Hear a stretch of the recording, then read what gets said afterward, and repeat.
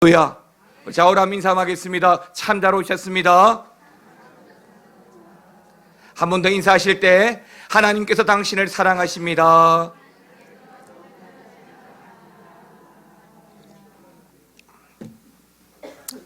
우리 예수 믿는 사람들이 이 주일을 굉장히 기대하고 소망하는 마음이 있습니다. 예배를 통해서 말씀을 듣고 하나님을 또 만나는 거룩한 경험도 있지만 또 성도와 성도 간에 서로 예수 안에서의 교제를 친밀하게 나눌 수 있다는 것이 얼마나 큰 장점이고 감사하고 은혜로운 일인지 모릅니다. 근데 요즘에 이 코로나인가 뭔가 하는 바이러스 때문에 참 악수하기도 어렵고 마주보고 인사하기도 어려운 시대가 되었지만 그럼에도 불구하고 우리가 주님으로 말미암아 함께 주의 은혜를 나누고 또 다른 방법으로라도 교제하면서 우리 교회가 어려운 때일수록 한 마음으로 기도하고 또 건강하게 세워져 가는 그런 기회가 되었으면 좋겠습니다. 저는 오늘부터 몇 주간 주기도문에 대해서 말씀을 드릴 겁니다.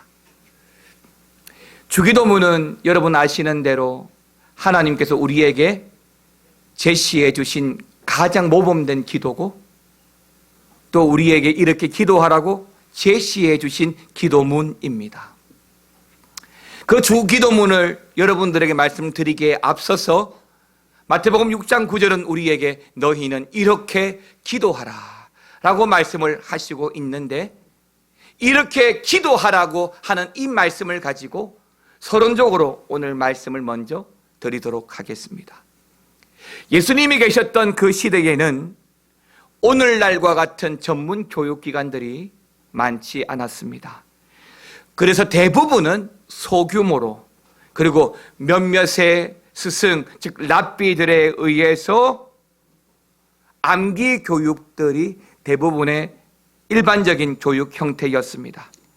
그러니까 랍비들이 제자들에게 율법을 암기시키고 또 그 율법을 해석해주고 또 일러주는 과정이 당시 교육의 대부분이었는데 이것이 바로 우리가 알고 있는 유대교육, 이스라엘의 전통적인 교육의 방법이었습니다. 모든 부모들은, 자녀가 있는 모든 부모들은 그 자녀에 대해서 소원하는 것이 비슷합니다. 건강하게 자라고 지혜롭게 자라고 행복하게 자라고. 그런데 어떤 특정한 시절, 학창 시절이 되면 우리 자녀들이 좋은 선생님을 만나서 잘 배워가지고 훌륭하게 성장하기를 바라는 마음이 있습니다. 그렇듯이 당시 유대인들도 우리 자녀들이 잘 배우고 잘 자라기를 소원하는 마음이 있어서 훌륭하다고 소문난 랍비 밑에서 자식들을 교육시키고자 하는 열심들이 있었던 것입니다. 랍비의 문화에, 좋은 스승의 문화에 들어간 사람들은 그 랍비를, 스승을 따라다니면서 몇 년씩 그 스승과 함께 생활하면서 가르침을 받는 것이 보통이었는데 이런 교육을 통해서 사실은 학문적인 성과도 있었지만은 또한 그렇게 좋은 랍비들과 스승들을 통해서 자라나는 우리 아이들이 또한 좋은 영향력을 가지고 자라갈 수 있다는 것이 큰 명예였고 성취였던 것입니다. 그렇게 랍비들로부터 교육받고 자라난 사람들이 그 스승들의, 그 랍비들의 교육을 가슴에 새겨서 사회에 나가서 그 받은 말씀을 해석해주는 메신저의 역할로 해설자의 역할을 다 하게 되었던 것입니다. 이제 이러한 시대적 이해를 배경으로 하고 누가복음 11장에 보게 되면 예수님의 제자들이 나옵니다. 하루는 그 제자들이 예수님께 나와서 이렇게 말합니다. 예수님, 세례 요한이 그의 제자들에게 기도문을 가르쳐 주고 있는데 그처럼 우리에게도 가르쳐 주옵소서. 어떻게 기도해야 될지 그 기도문을 가르쳐 주옵소서라고 말씀하고 있습니다.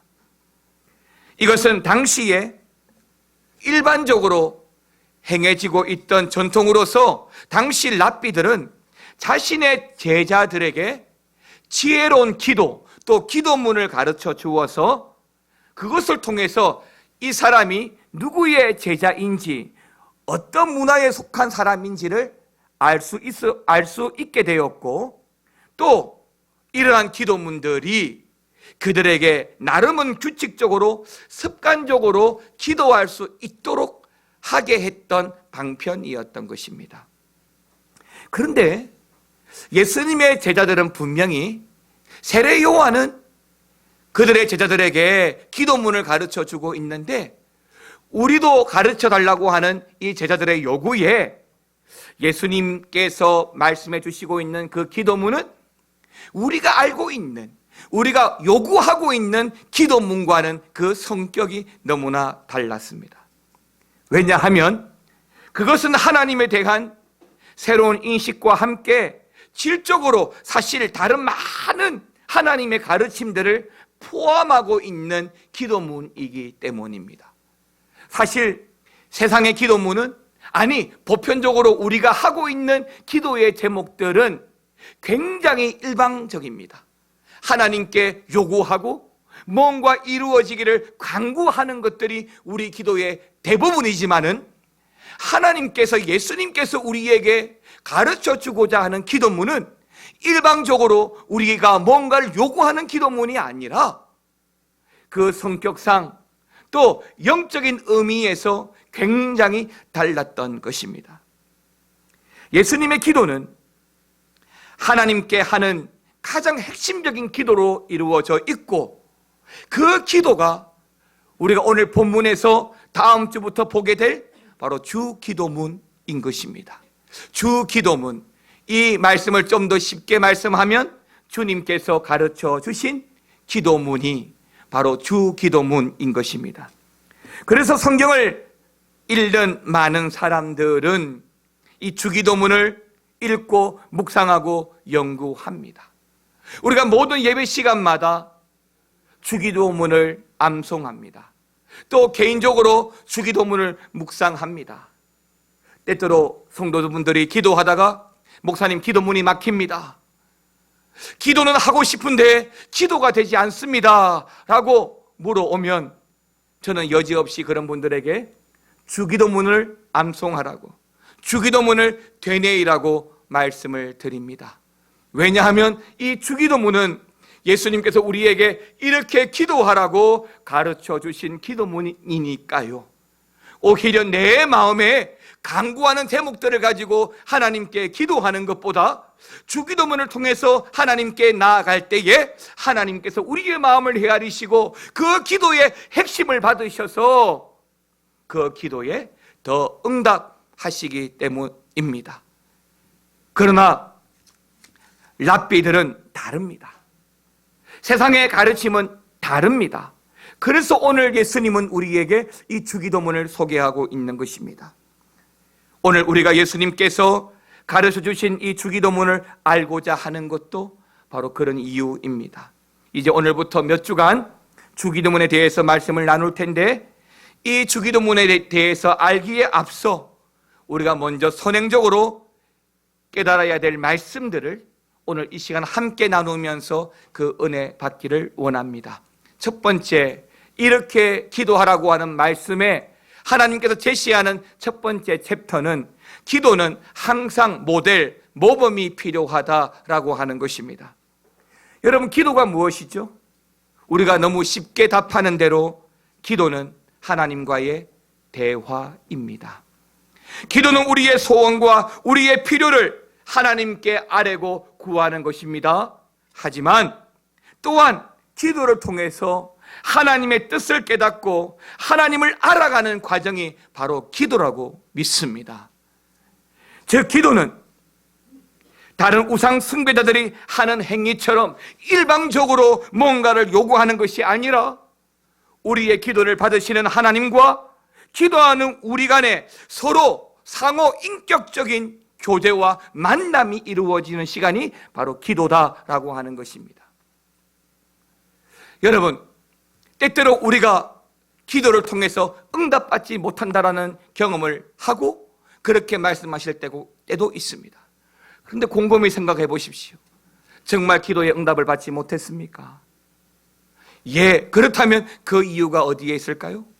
금방 말씀드린 대로 기도는 상호 인격적인 교류와 교제가 있다라고 했습니다. 기도하는 우리와 또 응답하시는 그 하나님 간의 굉장히 인격적인 만남이 이 기도 시간에 이루어지는 겁니다. 그런데요, 가만히 보면 분명 기도는 대화인데 내가 기도를 통해서 일방적으로 내 말만 하는 경우가 있습니다.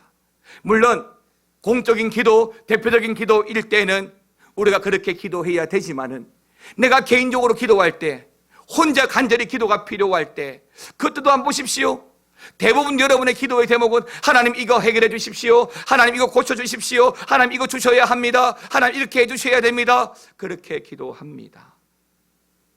그런데 또 가만히 생각해 보면 내가 하고 싶은 말만, 내 말만 일방적으로 하더라는 겁니다. 하나님의 응답을 듣지 않습니다. 하나님의 말씀을 듣지 않습니다. 종종 그렇게 말씀드립니다. 기도했는데 여러분, 하나님의 응답은 듣고 계십니까? 여러분들이 기도할 때 하나님 말씀하시는 것에 대해서는 귀 기울여 듣고 있습니까? 아니면 일방적으로 여러분들의 기도만 하나님께 드리고 있습니까? 묵상이 왜 필요합니까? 내 입과 내 생각을 내려놓습니다. 묵상을 통해서 찾아오시는 하나님을 경험하기를 원합니다. 기도도 마찬가지입니다. 기도에는 반드시 응답이 있습니다. 구하라 그러면 주신다고 하셨으니 기도는 반드시 응답이 있는 것입니다. 그런데 기도는 상호 인격적인 만남이 있습니다. 하나님께서 우리가 드리는 기도를 통하여 우리와 인격적인 만남을 가지기를 원하며 이를 통해서 우리의 삶이 아름답게 변화되어져 가기를 원하십니다. 그래서 기도는 이처럼 하나님과의 만남이 이루어지는 시간이에요. 인격적인 만남, 대화이기 때문에 우리가 기도하고 하나님이 응답하시는 겁니다. 여러분들이 그 하나님의 응답에 귀 기울여 들으시면 좋겠습니다. 때문에 또한 기도는 반드시 이래야 돼, 저래야 돼, 그런 규정이나 규칙은 없지만 우리가 하나님과 보다 깊은 만남과 교제를 가지게 된다면 여러분, 주기도문보다 더 효과적인 기도는 없을 거라고 믿습니다. 그러나 기도에 특별한 규정이나 규칙이 없다고 해서 모든 기도를 하나님이 다 그리고 기쁘시게 받으시는 것은 아닙니다. 하나님이 받지 않으시는 기도가 있습니다. 어떤 기도일까요? 외식하는 기도. 또 어떤 기도가 있을까요? 중언부언하는 기도. 또 어떤 기도가 있을까요?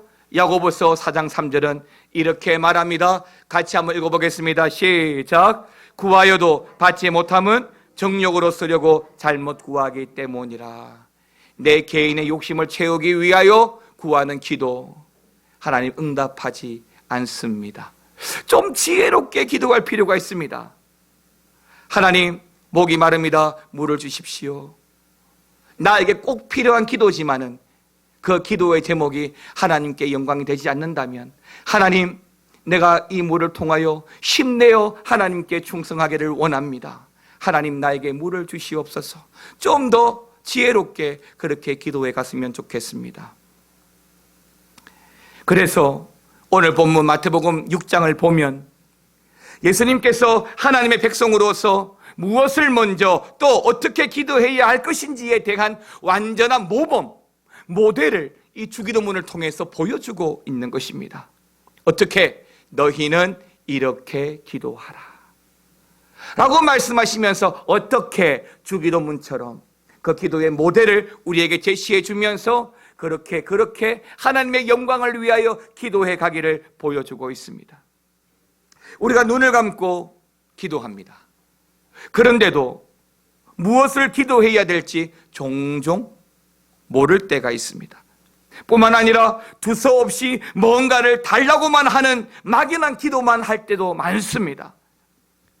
그러나 모든 일에는 순서가 있고 경중이 있듯이 기도도 먼저 해야 할 것과 나중에 해야 할 것이 있고 기도의 내용도 경중이 있기 때문에 주기도문을 통해서 그 모든 것들을 우리에게 보여주고 있는 것입니다.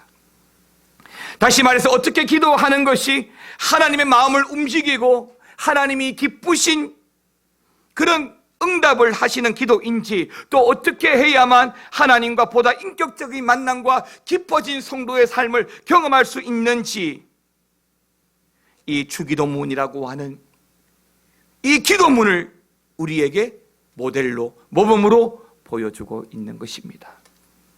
이러한 이해를 가지고 여러분 주기도문을 한 절씩 한 절씩 암송하고 되짚어가면서 묵상해 보면 그 안에 정말 놀라울 만한 영적인 원리와 원칙이 있다는 것을 알게 됩니다. 하늘에 계신 우리 아버지여, 이름이 거룩히 여김을 받으시오며 나라에 임하옵시며 뜻이 하늘에서 이루어진 것 같이 이 땅에서도 이루어지이다. 우리의 기도가 얼마나 하나님 앞에서 건강한 기도인지, 또한 잘못된 기도인지 주기도문을 통해서, 모범된 그 기도문을 통해서 알게 되는 것입니다. 그러니까 기도문이 막히면 주기도문을 암송하고 묵상하고 그 주기도문을 붙들고 기도하면 우리의 영성에 많은 은혜가 있을 거라고 믿습니다. 두 번째는 기도에는 훈련이 필요하고 가르침이 필요합니다. 교회를 처음 나오시는 분들이, 교회를 나온 지 얼마 안 되신 분들이 가장 어려워하는 것 중에 하나가 기도입니다. 그리고 조금은 다르지만 교회를 오래 다니시고 직분자인데도 기도 시간에 기도하거나 대피 기도를 어려워하시는 분들도 있습니다. 때때로 나름의 이유가 있겠지만 신방을 가다 보면 신방 대원들에게 기도를 시킵니다. 그러면 굉장히 손사래를 치면서 나를 시키지 마세요, 눈치를 마구 줍니다. 제가 생각하기에는 나름의 이유가 있다고 생각합니다. 제가 좋게 생각할 때는, 그래, 하나님은 보이지 않는 분이시고 우리 인간에게 하나님은 감히 가까이 할 수도 없는 두렵고 떨리는 분이기 때문에 기도를 어렵게 생각하는구나 라고 좋게 생각합니다. 그리고 기도를 또 잘한다고 자부하는 성도들 중에도 사실은 기도의 내용을 들어보면 잘못되게 기도하시는 분들이 꽤 있습니다. 기도의 형태에서부터 습관, 자세가 잘못된 경우가 종종 있습니다.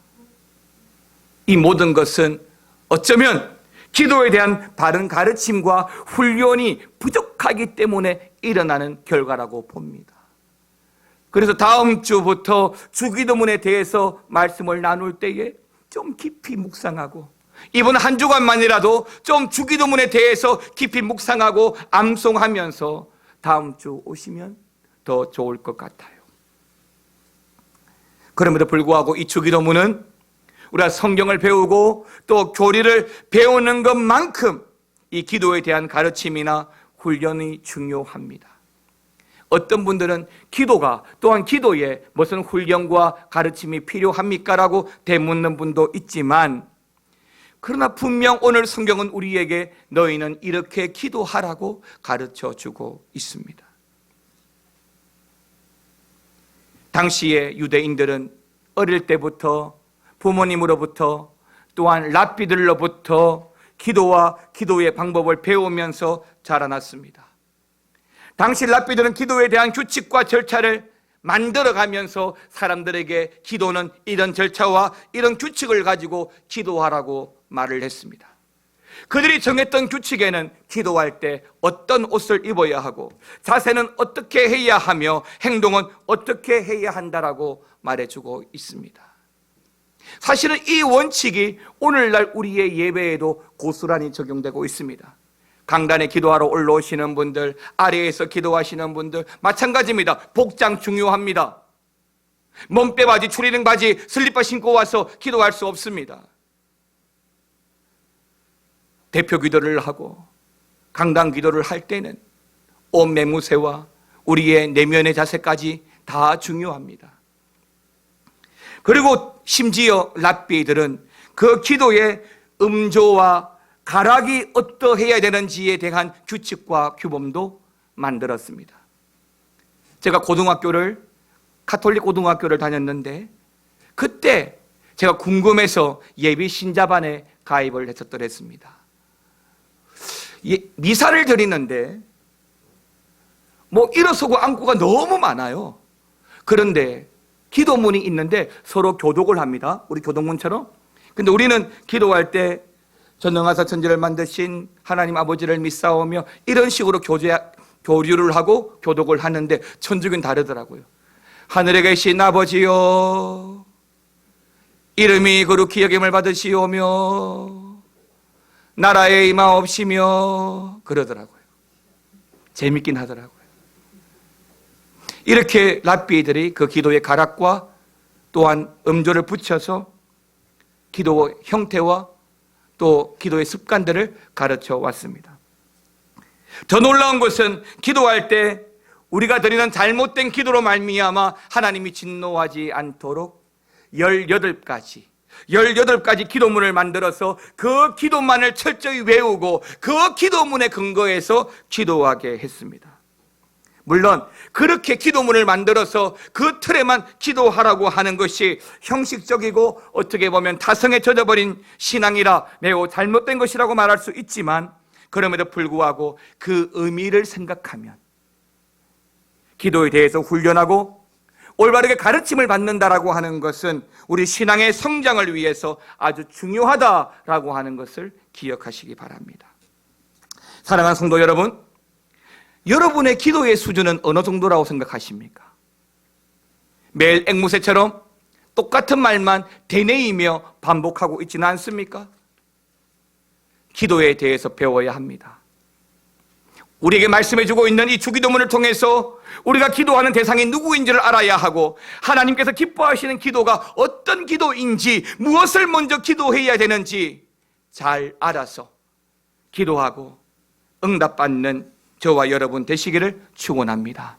마지막 세 번째로, 여러분, 기도는요 특별히 하는 게 아니에요. 기도는 우리의 일상이 되어야 합니다.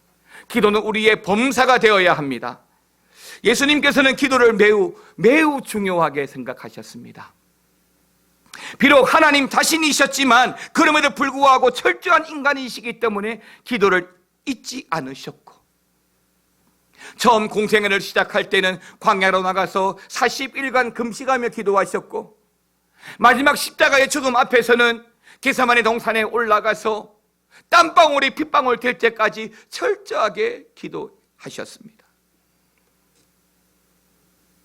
빠듯한 일정 속에서도 기도의 시간을 따로 구별하여서 하나님을 만나고 응답을 받으며 그렇게 교제하셨습니다. 때문에 예수님의 기도는 나의 뜻대로 하지 마옵시고 아버지의 뜻대로 하옵소서라고 마무리가 되었던 것입니다. 기도하지 않으면 하나님의 뜻을 모릅니다. 그러나 기도하면 나의 뜻이 아니라 아버지의 뜻이 하늘에서 이루어진 것처럼 이 땅에서도 이루어지기를 바라는 소망이 생깁니다. 그리고 기도는 우리 예수님 사역의 원동력이었고 또 예수님에게 힘이 되는 원천이었습니다. 마찬가지로 오늘을 살아가는 우리 성도들에게 기도는 삶을 지탱해주는 이유가 되고 하나님의 응답을 받게 되는 통로가 되고 또한 명예로운 성도의 삶을 살아가게 하는 이유가 바로 이 기도에 있습니다. 좋을 때도 힘들 때도 아플 때도 괴로울 때도 기도해야 되는 이유가 바로 거기에 있는 것이죠. 그래서 마가복음 9장에 보게 되면 그 벙어리 되고 기먹은 귀신이 어린 한 아이에게 들어와서 예수님께서 고쳐주신 적이 있는데, 제자들이 나와서 예수님께 묻습니다. 우리는 못했는데 어떻게 해서 예수님은 하십니까? 그 비결이, 예수님의 대답이 마가복음 9장 29절입니다. 같이 읽어보겠습니다. 이르시되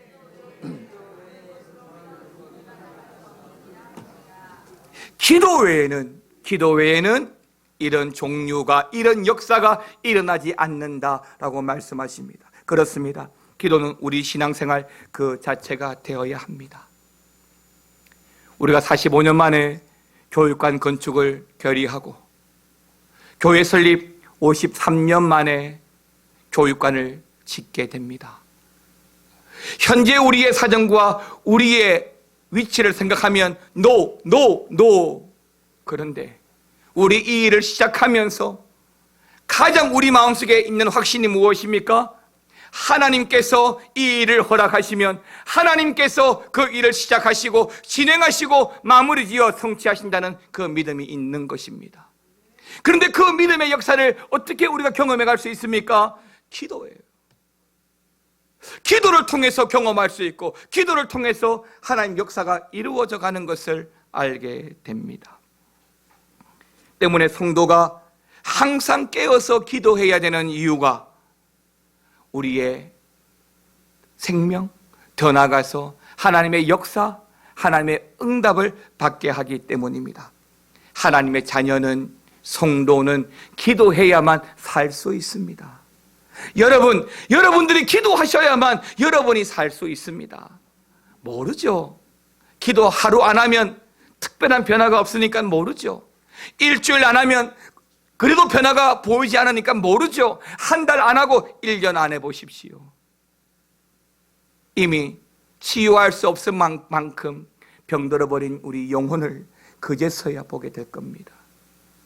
교회에서 목사가 또는 믿음의 선배들이 기도하라고 권면할 때 바로 그 순간이 내가 기도해야 될 때인가 보다 라고 믿고 기도하면 그때 하나님 응답하시고 찾아와 주시고 만져주십니다.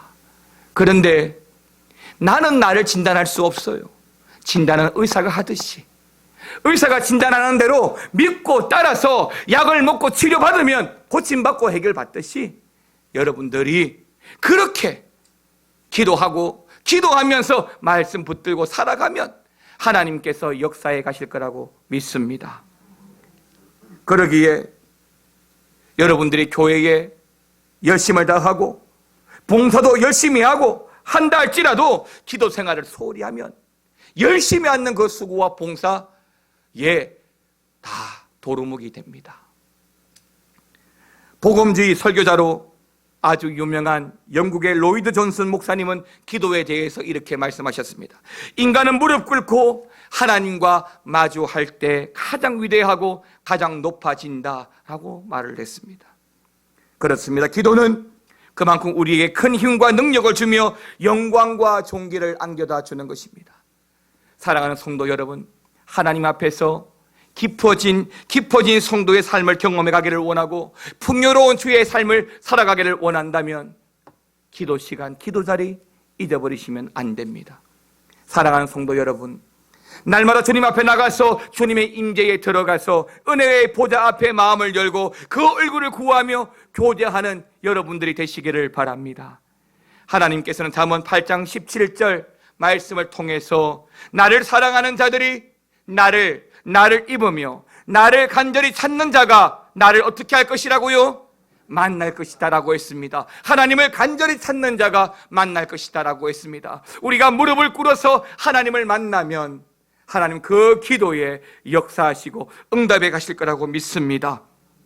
끊임없이 하나님을 찾고 구하는 것이 하나님을 만나고 은혜와 은총을 얻는 가장 확실한 방법인 것을 기억하고 항상 하나님을 찾고 기도하는 성도들이 되시기를 축원합니다. 우리는 오늘 주기도문을 시작하면서 먼저 너희는 이렇게 기도하라 라고 말씀하신 예수님의 그 말씀에 대하여 사전적으로 3가지의 말씀, 중요한 말씀들을 드렸습니다. 하나님께 응답받는 기도는, 하나님이 기뻐하는 기도는, 예수님께서 주기도문을 통해서 우리에게 요구하시는 기도는 그에 맞는 모범이 있다는 것이고, 또한 성숙한 기도를 통해서, 성숙한 기도를 위해서는 보다 훈련되고 준비된 가르침이 필요하다는 것이고, 또한 기도는 우리의 일상이어야 한다는 것, 범사를 통해서 하나님을 만나고 대화가 일어나고 인격적인 교제가 일어나야 된다고 말씀을 드렸습니다. 이 세 가지 사실을 기억하고 주님께서 우리에게 가르쳐 주신 그 주기도문을 하나씩 하나씩 배워가면서 우리의 기도의 수준이 높아지고 보다 성숙한 기도와 성도의 삶으로 살아가기를 소망합니다. 우리의 기도에 주의 신실한 소망을 담고 예수님의 풍요를 채워가기를 바랍니다. 그리고 기도를 통해서 하나님 자녀로서의 명예를 지키고 더 깊어진 기도의 삶을 주께 드리며 나아가는 저와 여러분 되시기를 우리 주님의 이름으로 축원합니다. 함께 찬양을 드리겠습니다.